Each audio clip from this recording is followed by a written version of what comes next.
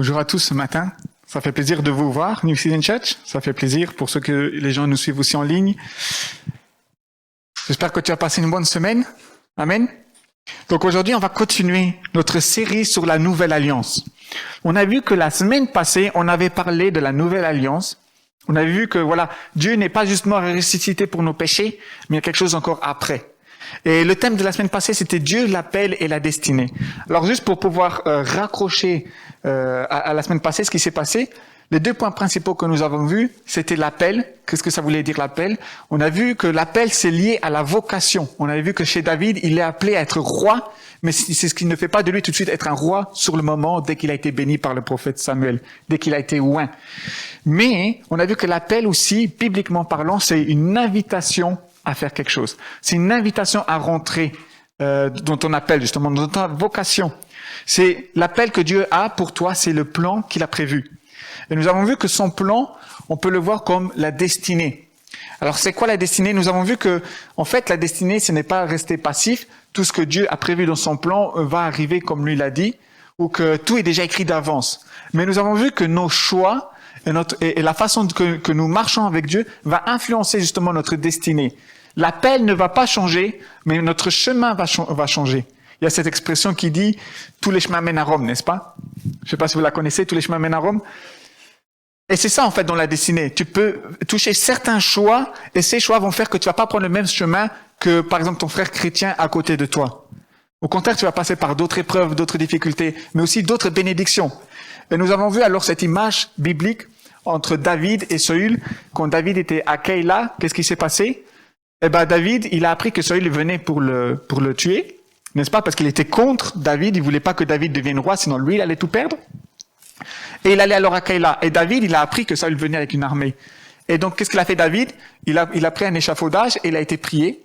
Il a prié Dieu, il a dit Dieu, est-ce que Saül va venir ici? Est-ce qu'il va m'attraper? Et Dieu lui a répondu oui, Saül va venir et il va t'attraper et il veut te tuer, donc il va te tuer. Comme les gens t'ont informé, c'est ce qui va arriver. David a dit ok. Mais Dieu, alors est-ce que les gens du village où je suis, donc les gens du village Keïla, vont me livrer à Saül? Parce que je suis comme dans ce village, les gens me connaissent, et c'était par habitude que des fois les gens d'un village protègent une certaine personne. D'accord? Et ici, ce ne sera pas le cas. Ici, ce qui va se passer, c'est que Dieu va lui répondre, oui, les gens vont te livrer à Saül. Qu'est-ce qui se passe? David prend ses affaires, prend ses hommes, et il sort du village et va dans une forêt. Et on l'a vu que plus tard, Saül ne va pas arriver à avoir David, ne va pas l'attraper. Parce que Dieu dira qu'il ne l'aura pas livré à Saül. Donc on voit ici qu'il y a un lien entre Dieu et David. On a vu ici qu'en fait, voilà, dans ton chemin avec Dieu, pose les bonnes questions à Dieu pour ta destinée, pour avancer avec Dieu. Parce que le but de David, ce n'était pas de mourir devant Saül, même si Dieu il a répondu aux questions de David. Mais le but, l'appel de David, c'était de devenir un roi. Et si David aurait été livré entre les mains de Saül, il aurait été tué, est-ce que l'appel se serait accompli? Bien sûr que non. Alors on a vu la semaine passée que l'appel et la destinée sont étroitement liés, même si ce sont deux choses différentes. Ne vis pas le jour et ce qui arrivera, arrivera. N'est-ce pas? Comme dans les premières églises, cette pensée de stoïcisme qu'on a vu aussi la semaine passée. Il y avait souvent un laxisme dans les premières églises qui a commencé à s'installer. Dieu connaît mon cœur, Dieu sait ce qui arrivera, et ce qui arrivera, ce sera ainsi. Non, prie la volonté de Dieu. C'est pour ça que Jésus t'encourage de prier la volonté de Dieu. Pour la découvrir et pour agir. Amen. Donc aujourd'hui, on va continuer dans cette série. Et aujourd'hui, on va parler de l'onction du chrétien. Amen. Je trouve que c'est un thème vraiment passionnant. L'onction, qu'est-ce que c'est l'onction? Est-ce que le chrétien est oint? Est-ce que tu es oint?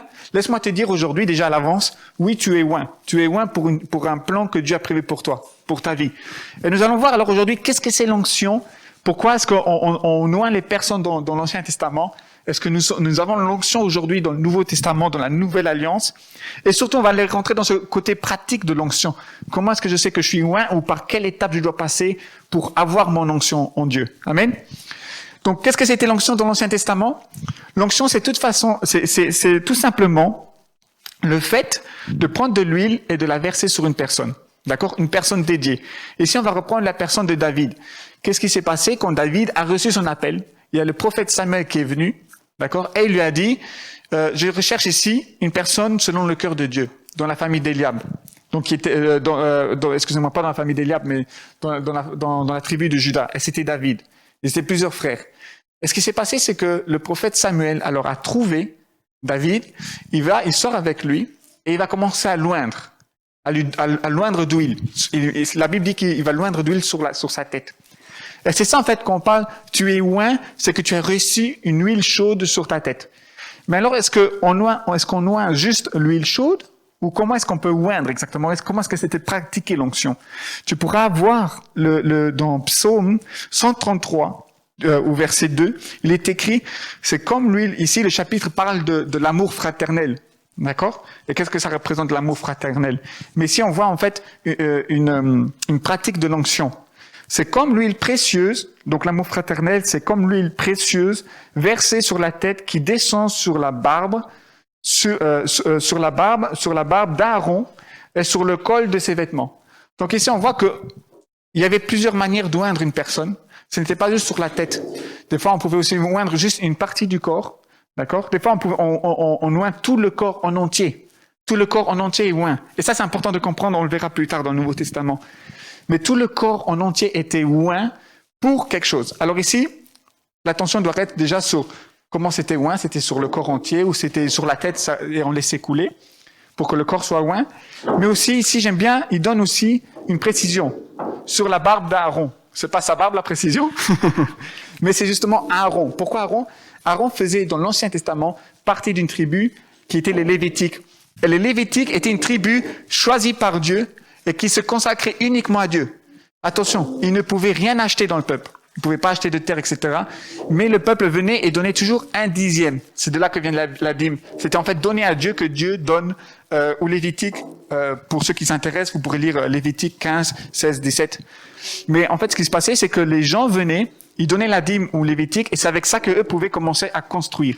Ils construisaient le temple et avec ce qu'ils recevaient aussi, ils investissaient pour Dieu. Et c'est comme ça que la tribu des Lévitiques vivait. Ils étaient oints par Dieu pour le servir. Et ici, on voit alors que l'onction n'est pas juste donnée à une personne pour l'oindre, pour l'appel, mais pour être consacrée. Amen. Donc ici, quand on oint une personne, c'est pour la consacrer, pour la dédier à quelque chose de spécifique. D'accord? Ça, c'est notre premier point. On va continuer. Il y avait 3 étapes où c'était interdit de oindre une personne. Même si elle avait un appel, même si c'était un roi. Dans l'Ancien Testament, on oint les prophètes, on oint les rois et les serviteurs de Dieu, les Lévitiques, la tribu de Lévitique, automatiquement. Mais dans 3 phases de leur vie, il était interdit de les oindre s'ils passaient par cette phase. Première phase, le jeûne. Tu pourras lire dans Matthieu 6, 17. On nous encourage à nous parfumer la tête et à se laver pour que personne ne remarque qu'on jeûne.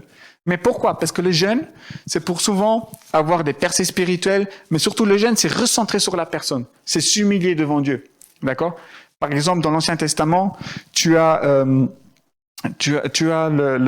prophète Jonas, quand il a été prêché la repentance à Ninive, qu'est-ce qui va se passer? Les gens vont s'humilier, ils vont se mettre de la cendre, mais ils vont aussi rentrer dans un état de jeûne. David, quand il aura commis un péché avec Bathsheba, l'enfant avant Salomon était en fait un enfant hors des lois de Dieu. Qu'est-ce qu'il a fait Dieu? Il a dit, tu n'auras pas le droit d'avoir cet enfant. Et Dieu, il a proclamé donc une sentence, l'enfant ne va pas vivre. Qu'est-ce qui va se passer avec David? Il va s'humilier et jeûner pour que Dieu change sa décision, pour que Dieu revoie un peu sa décision. Il n'y a pas d'onction là. Le jeûne, c'est à recentrer sur ses propres erreurs, sur sa propre vie, pour se recentrer avec Dieu en fait. D'accord? Donc on rentre pas encore dans le jeûne spirituel du Nouveau Testament pour certaines percées, comme Jésus va nous apprendre en fait pour certaines maladies, certains démons. Qu'est-ce que Dieu va répondre à ses disciples qui n'ont pas arrivé à chasser les démons? Il faut de la prière et du jeûne. Donc on va pas rentrer dans ce côté-là. Mais ici, dans le jeûne, c'était se recentrer, s'humilier devant Dieu. Donc on n'oint pas une personne quand elle est dans le jeûne. Puis il y a le deuil. Ok? Pourquoi on n'oint pas une personne quand il y a le deuil? Elle est incapable de servir Dieu. Elle est incapable de se consacrer à Dieu. L'onction sera perdue. Quand il y a des grosses pertes, des grosses lourdes dans une vie de personne, Dieu ne veut pas que tu continues à servir. Dieu veut que tu prennes du temps pour toi aussi pour te poser. Et bien sûr, là, on rentre dans le 3e point, la tristesse. Quand une personne est triste, on ne la oint pas. Elle ne peut pas se consacrer à Dieu quand une personne est triste. Dieu veut que tu serves quand tu sens en bonne santé, quand tu te sens bien. Il veut pas que tu serves quand tout va mal dans ta vie. C'est pas logique. Donc on va retourner à ces 3 points-là qui sont très importants. Et on verra que dans la vie d'un chrétien, avant de vraiment ressentir l'onction de Dieu dans nos vies, on va passer par plusieurs étapes. Ce qui se passe ici, c'est que maintenant, on va rentrer dans le côté pratique de l'onction. On a vu que quand on oint une personne, c'est quand on reçoit l'onction, cette onction est souvent pour être consacrée à une tâche spécifique. Le roi, il est oint pour diriger le peuple, le prophète, il est oint pour le prophète du ministère. Dans l'Ancien Testament, c'est les prophètes dirigeaient aussi également le peuple ou donnaient des conseils au roi. Et puis les Lévitiques pour servir Dieu, le peuple des Lévitiques. Mais alors, où rentre le côté pratique quand on oint quelque chose, quand une personne est oint? Il faut savoir que l'onction a vraiment un symbole, pas seulement un symbole, mais aussi un côté spirituel très fort. Tout d'abord, quand on commençait à oindre quelque chose, une place, on pouvait oindre une pièce, des boucliers, des ustensiles, d'accord, dans le temple, dans l'Ancien Testament, les ustensiles étaient oints pour servir Dieu. Dieu va même déclarer, la Bible déclare même que ces ustensiles, tout ce qu'ils vont consacrer, vont devenir saints. D'accord? Pour servir, être consacrés. Un exemple. Jacob, Genèse, chapitre 28, et du verset 17 au verset 18. C'est Jacob qui s'enfuit de son frère, Ésaü. Et il va passer la nuit, il va prendre une pierre, il va passer la nuit sur une place, et il va avoir un rêve, une vision de Dieu. Il va voir que cette place-là, dans cette vision, il y a une échelle qui monte jusqu'au ciel, et il y a des anges qui descendent et qui montent. Jacob, le lendemain, va se lever, et il va dire, ici, c'est la maison de Dieu. Ici, il y a Dieu, il y a la présence de Dieu. Donc, il va oindre cette place pour être consacré à Dieu, et il va l'appeler Bethel, qui plus tard va devenir même une ville, d'accord? Et tout a commencé avec une simple vision. Mais Jacob va oindre cette place, et il va conclure l'alliance. Jacob va dire, maintenant je m'en vais de mon frère, mais si Dieu me garde pendant mon voyage, je commencerai à lui donner la dîme de tout ce qu'il me bénira. Puis, maintenant on va rentrer vraiment dans le côté pratique de l'onction pour nous aujourd'hui. L'onction, par exemple, dans l'Ancien Testament, était aussi versée, par exemple, sur les boucliers ou sur des ustensiles, comme j'ai dit. Vous pourrez le lire dans 2 Samuel au chapitre 12, Ésaïe au chapitre 21 et dans Exode au chapitre 30. Alors, quand on versait de l'huile sur le bois, il y avait différentes manières de traiter le bois ou les boucliers. Et quand on oint le bois, quand ici, dans la pensée, quand on oint les boucliers, par exemple, pour les soldats, ce n'était pas dans la pensée pour que le bois soit plus résistant et qu'il protège mieux.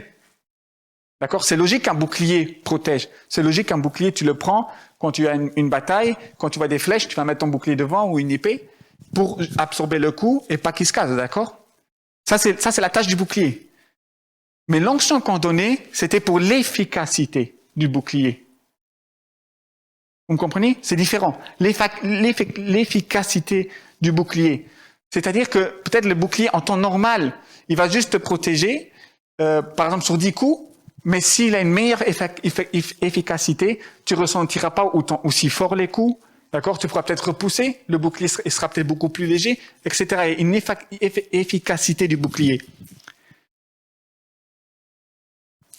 Donc, pour résumer un peu cette introduction, l'onction sur ta vie se débloque justement quand tu rentres dans ton appel, d'accord? L'onction est donnée souvent pour sanctifier les choses. Donc, on a parlé la semaine passée déjà de ce passage d'être saint pour Dieu. C'est une vie de sanctification. Tu apprends et tu grandis. C'est un processus. Nous en avons déjà parlé. Mais surtout, l'onction va se débloquer dans ton appel et nulle part ailleurs. Et il va te rendre efficace. Tu vas produire plus de fruits, d'accord? Avec moins d'efforts. Tu vas produire beaucoup d'efforts, beaucoup de résultats. Un exemple, moi, je me rappelle quand je vais au travail, souvent, j'ai des appels de certaines personnes. D'accord? Je travaille en tant qu'informaticien. Voilà. Pour moi, il y a certaines choses, quand je travaille sur un ordinateur, c'est logique. C'est ce que j'ai appris, c'est ce que j'aime. Voilà, j'ai une certaine efficacité dans ce métier-là. Mais pas pour tout le monde. Je ne sais pas vous si vous êtes bien avec les ordinateurs, si vous aimez travailler avec les ordinateurs, mais c'est pas la même chose. Donc on voit que moi j'ai une meilleure efficacité que quelqu'un d'autre. D'accord? Et c'est ça l'efficacité. Alors à quoi ça ressemble concrètement l'onction quand elle est appliquée dans notre vie? Alors là, vous pouvez tourner votre Bible dans Ésaïe, au chapitre 61 et au verset 1. On peut les lire ici aussi. C'est une parole du prophète Ésaïe qui a été donnée, et cette même parole, Jésus l'a proclamée à un moment donné, à l'entrée de son ministère. Avant qu'il commence son ministère, cette parole-là a été proclamée, il l'a proclamée lui-même. Il est écrit « L'Esprit du Seigneur, de l'Éternel est sur moi, parce que l'Éternel m'a consacré par onction pour annoncer de bonnes nouvelles aux pauvres. Il m'a envoyé pour guérir ceux qui ont le cœur brisé, pour proclamer ou déporter la liberté et aux prisonniers la délivrance. » Amen. Cette même parole, Jésus l'a proclamée juste au moment où il allait débuter son ministère. Qu'est-ce qu'il a fait Jésus? Qu'est-ce qu'ici la parole déclare? « L'Esprit du Seigneur, de l'Éternel est sur moi, parce qu'il m'a consacré. » Et il faut savoir que le symbole de l'huile dans le Nouveau Testament appartient aussi au Saint-Esprit. Et ce n'est pas juste le symbole du Saint-Esprit. Voilà, quand tu donnes ton salut à Dieu, le Saint-Esprit vient déjà habiter en toi. Donc tu as déjà cette onction, que tu appartiens à Dieu, que tu as déjà cet appel sur ta vie. On a aussi le baptême du Saint-Esprit qui est vu comme un feu. Mais ici, ça va se recentrer. L'onction est très spécifique dans le Nouveau Testament. Ça se base sur l'action du Saint-Esprit dans ta vie. Le Saint-Esprit nous parle, il nous enseigne, il nous guide. On le voit avec les apôtres. Acte 13, quand Paul a essayé de prêcher dans plusieurs excusez-moi, j'ai un trou de mémoire, dans plusieurs pays. Quand l'apôtre Paul a essayé de prêcher dans plusieurs pays, qu'est-ce qui s'est passé? Les portes se sont fermées. Mais une nuit, Paul a reçu une vision et le Saint-Esprit l'a guidé. Il est écrit que le Saint-Esprit avait fermé toutes les portes, mais il l'a guidé vers le bon pays. Et c'est là qu'il a commencé à porter les premiers fruits de son ministère. Donc l'onction, ici, pour nous aujourd'hui, c'est à travers Jésus. C'est à travers le Saint-Esprit, c'est à travers Dieu. Laisse-moi te dire, qu'est-ce que ça veut dire chrétien? Chrétien vient de Christ. Sais-tu que dans l'Ancien Testament, pour oindre, le mot oindre, le fait d'être oint, ça vient en hébreu, ça veut dire Messie. Et en grec, pour le Nouveau Testament, ça veut dire Christ. Les deux sont reliés à la même personne, à Jésus. Amen. Donc on sait qu'on est oint dès que tu commences à donner ta vie à Dieu, dès que tu commences à marcher avec Dieu. Et nous avons vu déjà plusieurs parties que l'onction peut être bloquée ou ne peut pas être déversée sur une vie à cause de certaines choses. Et je me suis vraiment laissé inspirer, vraiment, ça m'a vraiment touché. Moi-même, des fois, quand j'écris mes prédications, je me dis, waouh, c'est beau, mais celle-ci, elle m'a vraiment touché. Parce que je me suis revu un peu mon passage moi-même de mon témoignage à aujourd'hui. Quand j'ai donné ma vie à Dieu jusqu'à aujourd'hui. Et je me suis laissé inspirer de Élisée. Élisée était un prophète de l'Ancien Testament et il marchait avec Élie. Élie était le mentor d'Élisée et vous pourrez lire les histoires dans 2 Rois.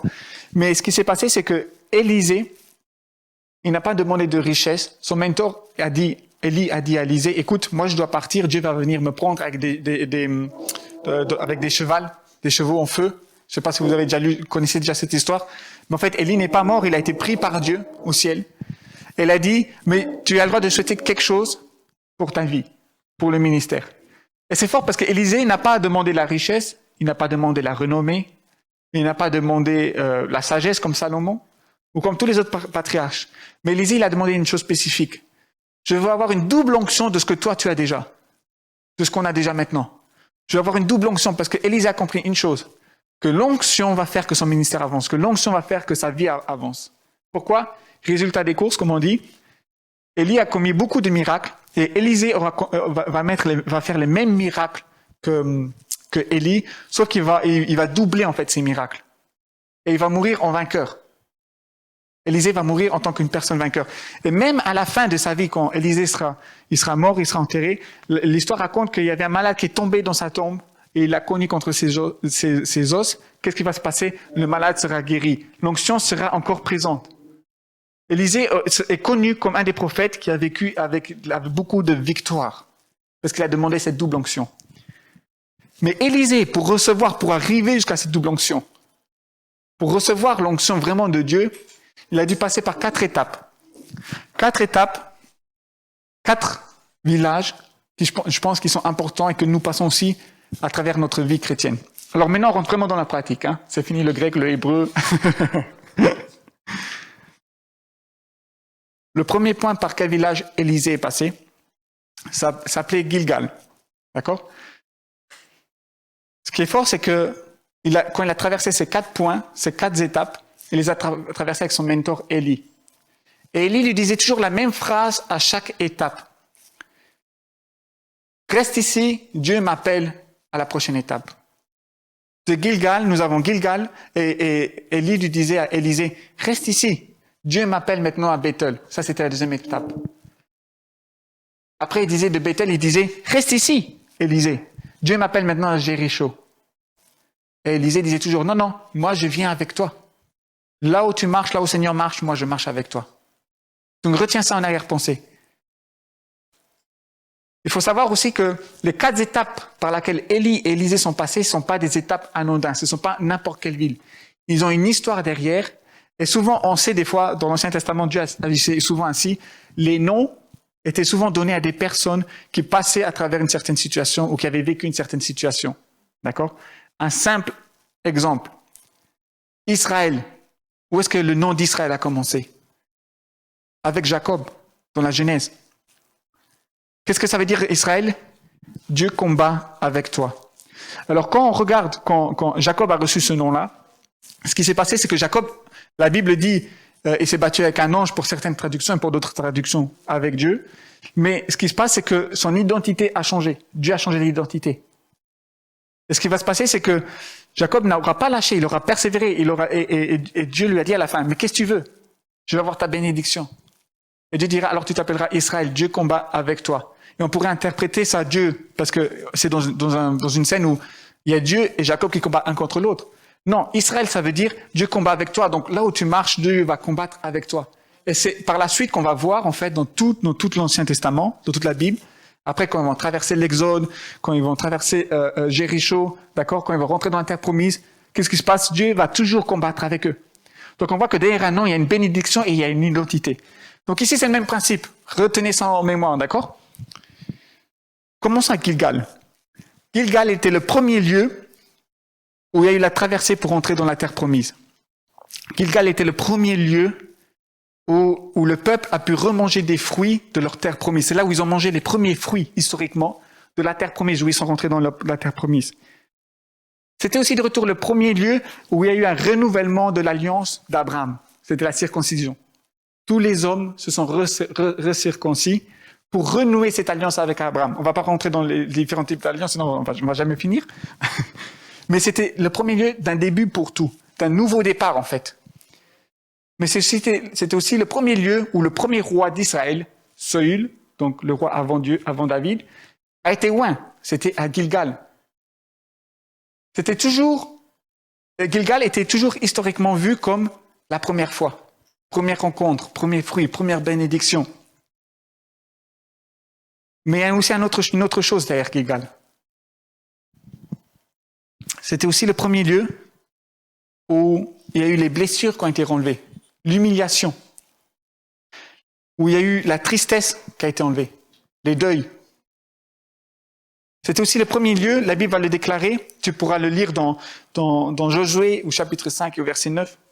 Dieu va dire, là ici, qu'il va enlever l'opprobre de l'Égypte. D'accord? L'opprobre, c'est un mot un peu vieux, mais ça veut tout simplement dire l'humiliation publique. On t'a humilié publiquement, on t'a rabaissé publiquement. C'est en fait le niveau d'humiliation dans la Bible, un des plus hauts niveaux. Donc plus bas que terre, c'est pas possible. D'accord?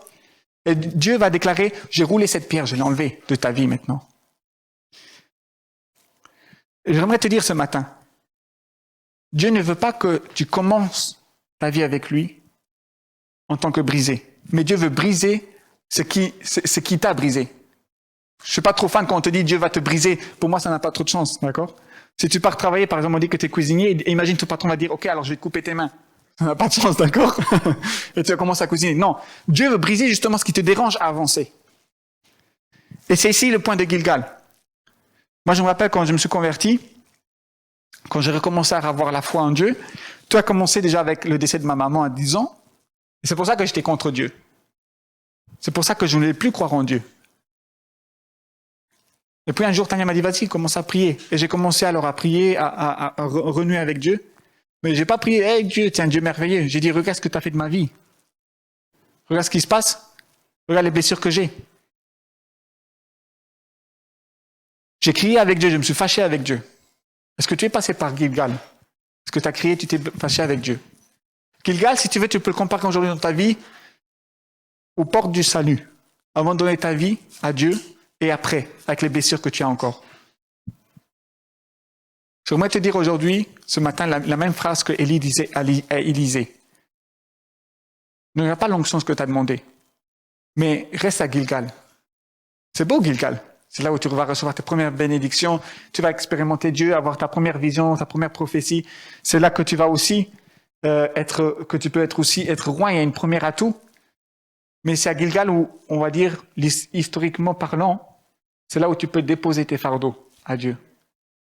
Est-ce que tu les as tous déposés? Est-ce que tu es prêt à aller dans la prochaine étape? Ou tu dois rester encore à Gilgal? Tu dois te prendre le temps avant d'arriver jusqu'à l'onction. Imagine, la Bible nous voit dans le Nouveau Testament aussi comme des vases. Est-ce qu'un vase avec un trou pourra contenir l'huile ou le liquide qu'on veut mettre dedans? Ce sera gaspillé. Dieu ne veut pas gaspiller l'onction sur ta vie, mais aussi il veut t'utiliser, mais il ne peut pas t'utiliser si tu as des trous. Donc ce matin, si tu ressens encore des blessures, si tu vois que tu n'as pas fait encore ce pas entre l'Égypte et la terre promise, je voudrais t'encourager à prendre cette décision, à remettre devant Dieu. Et je ne veux pas te dire Dieu va s'occuper de tout. D'accord? Ça, c'est parler un peu facilement. Mais laisse le temps à Dieu de te guérir. Laisse le temps de te guérir. Il y a certaines blessures, ils prennent du temps. Mais il ne faut pas les remuer dedans. D'accord? Je ne sais pas vous, mais des fois, quand on se fait une blessure, on a tendance à aller après se gratter parce que ça guérit. Et ça fait une croûte. Et quand vous enlevez, soit vous ressaignez, ou soit ça va vous faire une autre cicatrice. D'accord? Il ne faut pas aller la gratter, la cicatrice. Il faut se laisser le temps. Et c'est ce que Élie voulait faire comprendre à Élisée. Si tu ressens l'envie de rester, reste. Moi, je vais déjà à la prochaine étape, parce que moi, je suis déjà prêt. Mais toi, ne te précipite pas si tu n'es pas prêt. Amen. Je vais répéter, Dieu ne veut pas que tu sois brisé, il veut briser ce qui te bloque, ce qu'il y a en toi. Une fois que tu as quitté Gilgal, tu as reçu ta bénédiction, tu es rafraîchi, tu es bien, tu te sens disposé, il est temps de rentrer dans Bethel. D'accord? On connaît tous Bethel. Bethel a commencé avec Jacob dans la Genèse. Mais Bethel, ça veut dire en fait la maison de Dieu. Bethel veut dire la maison de Dieu. Donc là où vraiment la présence de Dieu, c'est là où tu pars à la rencontre de Dieu. Mais à Bethel aussi, il y a des problèmes. Parce que quand tu commences à être confronté avec Dieu, quand tu commences à confronter la parole de Dieu à ta vie, il peut aussi avoir des confrontations. C'est ce qui m'est arrivé aussi à moi. C'est pas parce que tu te convertis, que tu te baptises, que tu as la foi maintenant en Dieu, que tu es sauvé, que ça veut dire que tu es prêt encore à servir Dieu tout de suite. Moi, je me rappelle quand je me suis converti, j'avais le feu, je voulais faire tellement de choses. Mais intérieurement, je savais que je n'étais pas prêt pour certaines étapes que Dieu avait mises sur ma vie. Et je suis content d'avoir fait certains choix que j'ai faits dans ma vie. Parce que si je me serais précipité, qu'est-ce qui se passe quand on va vite? On rentre dans un mur. D'accord? Il ne faut pas se précipiter. Il y a certaines étapes.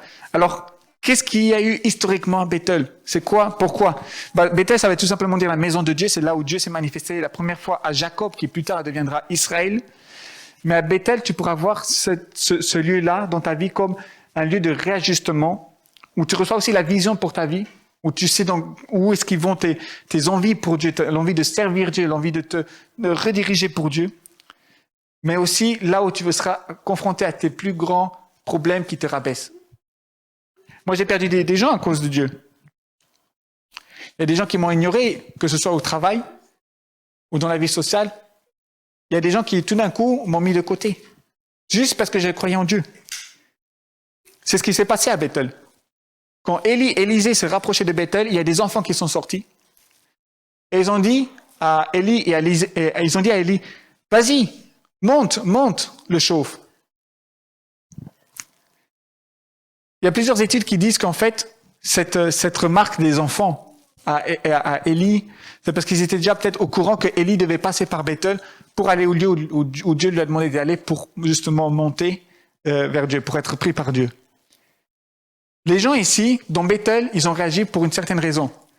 Même si c'est la maison de Dieu, si tu ne respectes pas Dieu, il n'y aura pas sa présence. Et c'est ce qui arrive à Bethel. Ils avaient laissé certains autres dieux que le vrai Dieu. C'est pour ça que quand tu liras 1 roi, 2 rois, il y a une phrase qui va toujours revenir. Mais ils n'ont pas enlevé le péché de Jéroboam. Qu'est-ce qu'il a fait Jéroboam? Il a érigé un veau d'or dans Bethel, dans la maison de Dieu. C'est comme si tu rentrais par exemple au temps d'aujourd'hui, dans cette église, et on t'a demandé de mettre le masque pour ta protection, pour ton bien, mais pour le bien des gens qui sont ici. Et toi, tu l'enlèves. Si tu ne veux pas mettre le masque, va dehors.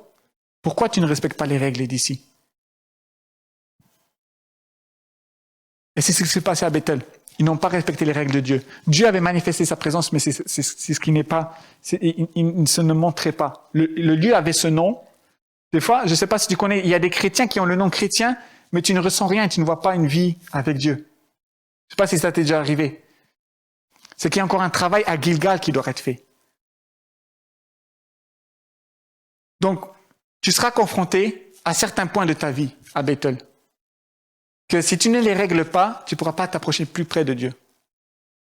Moi, je me rappelle, avec Tania, qu'on a commencé à être ensemble, on était mariés et je m'étais converti et je voulais vraiment marcher avec Dieu. Et j'ai remarqué des choses que je faisais avant, que ce soit des jeux vidéo, que ce soit, j'aimais de temps en temps le soir sortir boire un verre avec les amis. Ça commençait à me déranger. Il y a des choses qui commençaient à me déranger. Qu'est-ce que j'ai fait? J'ai tout simplement nettoyé. Parce que si ça te dérange, tu n'auras aucune difficulté à l'enlever. Mais qu'est-ce qui a remplacé ce temps-là? J'ai passé plus de temps avec Dieu. Et c'est là que j'ai eu, par exemple, des premiers rêves, par exemple, pour d'autres personnes, ou pour des premières paroles. C'est là que j'ai commencé à expérimenter le surnaturel de Dieu. Je vais toujours me rappeler de cette histoire. Une fois, j'ai demandé à Dieu, Dieu, donne-moi un rêve pour une personne, mais pas ici dans le pays. Je veux vraiment te bénir, je veux vraiment servir une autre personne. Et Dieu m'a donné le rêve d'une autre personne. Et cette personne, en fait, dans le rêve, je me voyais avec un téléphone et le téléphone, il sonnait et je voyais le nom de cette personne. Et ce qui s'est passé, c'est que en dessous du nom, des fois, il y a souvent le lieu qui est écrit. Mais en dessous de ce nom, c'est écrit « Je suis en dépression ». Et j'étais quitté. Donc, je prends le téléphone et je contacte cette personne. Cette personne, je ne l'avais pas vue depuis au moins 1 an. Je n'avais plus de contact. Donc, je la contacte à travers Facebook et je lui dis « Écoute, j'ai eu un rêve, je voudrais juste te dire un peu le rêve. Donc, j'ai vu que tu as quitté Dieu et j'ai vu que tu étais en dépression. » Et la personne qui se trouve en fait en Amérique, elle va commencer à me dire « Oui, tout est vrai. Tout ton rêve est juste. » Ça fait quelque temps, je me suis retiré de Dieu et ça fait quelque temps que j'ai remarqué que j'étais aussi en dépression. Parce que j'essayais de remplacer certaines choses, je m'étais perdu. Après plus ou moins 2 heures qu'on avait parlé, ce qui s'est passé, c'est qu'elle s'est repentie, elle a remarché avec Dieu. Et aujourd'hui, elle refréquente l'église. Donc je voudrais t'encourager. Si tu veux arriver à certains niveaux avec Dieu, si tu veux être dans Bethel, dans la maison de Dieu, où tu vois sa présence, où tu es vraiment avec Dieu et vivre le surnaturel, il y a du rangement qui doit être fait.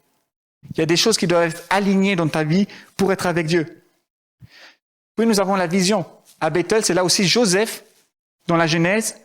On connaît tous Joseph, c'est celui-là qui avec les 12 frères, qui a eu en fait la vision qu'il allait devenir supérieur, souverain au-dessus de sa famille. Qu'est-ce qui s'est passé? Ses frères n'ont pas accepté cette vision et ils l'ont mis dans un trou. Et puis ils l'ont vendu.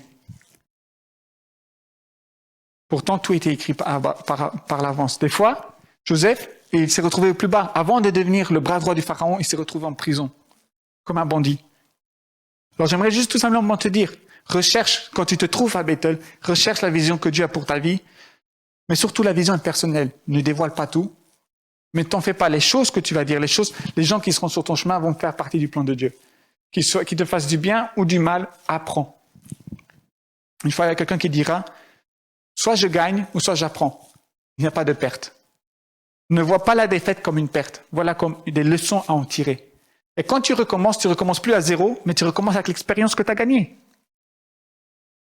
Donc on a vu, Bethel, c'est le lieu du réajustement. Le lieu où tu vas rencontrer des moqueries, où il y aura des changements autour de toi, autour de ta vie, mais ce sera aussi le lieu où tu pourras rencontrer Dieu. Rapproche-toi de lui. C'est le lieu où tu commences à te rapprocher de plus en plus de Dieu. Puis nous avons, après Bethel, là nous rentrons vraiment dans le côté le plus difficile, je pense. On en a encore discuté ce matin. Jéricho. Pour moi, c'est vraiment, Jéricho, c'était la première bataille dans la terre promise. Comme quoi, quand Dieu nous promet, ça ne veut pas dire que c'est donné. Hein. Mais Jéricho, donc, qu'est-ce qui s'est passé? Israël avait fini d'être kidnappé, avait fini l'esclavage en Égypte. Ils ont commencé à rentrer dans la terre promise. La première ville où ils devaient conquérir, c'était Jéricho. Qu'est-ce qui se passe? Quand ils ont été voir Jéricho, ils ont envoyé des espions. Sur 10, il n'y en a que 2 qui sont venus positifs. Parce qu'ils avaient la vision de Dieu, comme on a vu dans Bethel. Il y a une promesse. Ils ont dit, on pourra se rappuyer sur Dieu. Vous savez, c'était qui ces 2? Caleb et Josué. Le leader. C'est pour ça qu'on a le livre de Josué. Il avait cette vision, il avait cet encouragement sur Dieu. Il s'est reposé sur Dieu. Et tu vas me dire, oui, il avait la foi. Il croyait en Dieu, il croyait à la parole de Dieu qui était proclamée. Mais si tu regardais leur situation à ce moment-là, il faut penser. Hein. Ils sortaient d'esclavage, ils n'avaient pas beaucoup de matériel, ils n'étaient pas très bien équipés, et ils allaient contre Jéricho, où les murs étaient plus ou moins 9 mètres de haut, 2 mètres d'épaisseur. Okay? C'est énorme, 2 mètres d'épaisseur. C'est pratiquement la moitié de cette salle-ci. Hein. Un mur. Hein. 9 mètres de haut, c'est presque les 3/4 de ce bâtiment-ci. Hein. Juste les murs, hein, sans compter encore l'intérieur de la ville. Et à l'intérieur de la ville, pour être vraiment encore plus solide, Jéricho avait 4 mètres. Les murs intérieurs faisaient 4 mètres de haut et 2 mètres de large. Donc déjà, si tu as réussi à passer le premier mur rien qu'avec ton petit épée, je ne sais pas de quelle matière ils avaient fait leurs épées, après le désert, je ne sais pas qu'est-ce qu'il y a trop dans le désert, mais ils étaient quand même un peu équipés. Après ça, qu'est-ce qui se passait? Si tu as fini le premier mur, tu as encore un deuxième derrière toi, juste pour t'encourager, quoi. Et sur les 10 espions, que 2 sont revenus positifs. Qu'est-ce qui s'est passé? Ils ont dû attendre encore. Jusqu'à ce que tout le monde ait la même foi pour entrer dans cette bataille. Parce qu'il y a des batailles qui ne te demandent pas à être équipé. Il y a des batailles qui ne te demandent pas à ton savoir-faire. Mais il y a des batailles qui vont te demander de laisser faire Dieu. Souvent, nous, on veut faire, et on ne laisse pas de place à Dieu. Tu veux vivre la guérison, mais tu fais tout pour que c'est toi qui fasses. Tu forces. Non. Et c'est là que c'est au lieu de Jéricho où tu vas apprendre ce que toi tu dois faire et ce que Dieu va faire. Et c'est comme ça que tu apprends à marcher avec Dieu. Qu'est-ce que Dieu va leur demander à Jéricho?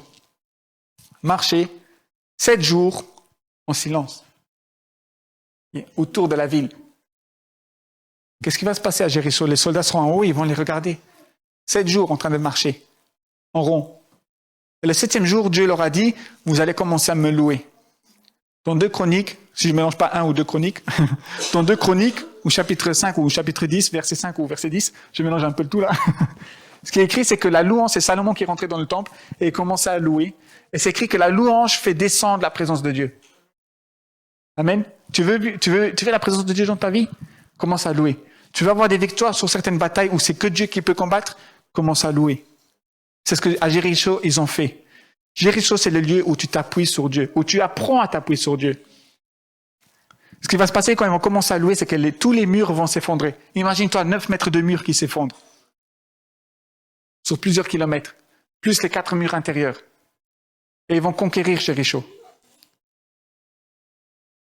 Par contre, ici à Jéricho, les ennemis, d'accord, d'Israël, ils ne vont pas vraiment se moquer de Jéricho. Sais-tu pourquoi les soldats étaient sur le mur, en train d'attendre? Ils étaient déjà préparés. Et c'est là qu'on voit en fait le lien avec la prostituée Rahab. Tu te rappelles de Rahab à Jéricho?